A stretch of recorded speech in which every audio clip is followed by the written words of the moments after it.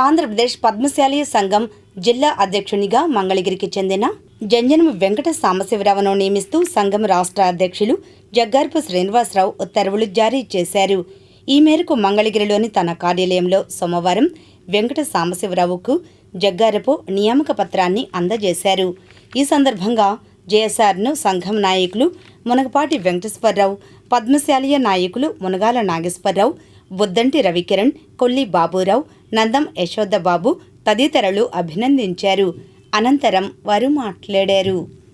నూతన కమిటీల నియామకంలో భాగంగా ఈరోజు మంగళగిరి చెందిన జంజనం వెంకట సాంబశివరావు గారిని గుంటూరు జిల్లా ఆంధ్రప్రదేశ్ పద్మశాలి సంఘం తరపున జిల్లా అధ్యక్షులుగా నియమించడం జరిగింది.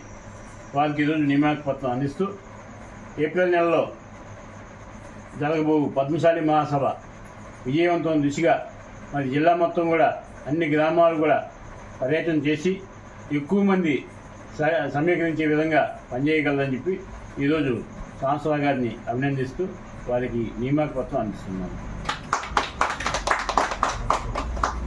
మరి ఈ రోజున రాష్ట్ర అధ్యక్షులు జగ్గారపు శ్రీనివాసరావు, ఆంధ్రప్రదేశ్ పద్మశాలి సంఘం అధ్యక్షులు జగ్గారపు శ్రీనివాసరావు గారు మరి గుంటూరు జిల్లా అధ్యక్షుడిగా జంజనం వెంకట సాంబశివరావు గారిని జిల్లా అధ్యక్షుడిగా నియమించడం జరుగుతుంది. మరి వారు జిల్లా మొత్తం పర్యటన చేసి రేపు జరగబోయే మహాసభకి జనాలను సేకరించడంలో కానీ సంఘాన్ని బలోపేతం చేయడంలో కానీ వారంతూ కృషి చేయాలని చెప్పి కోరుకుంటూ జరుగుతుంది.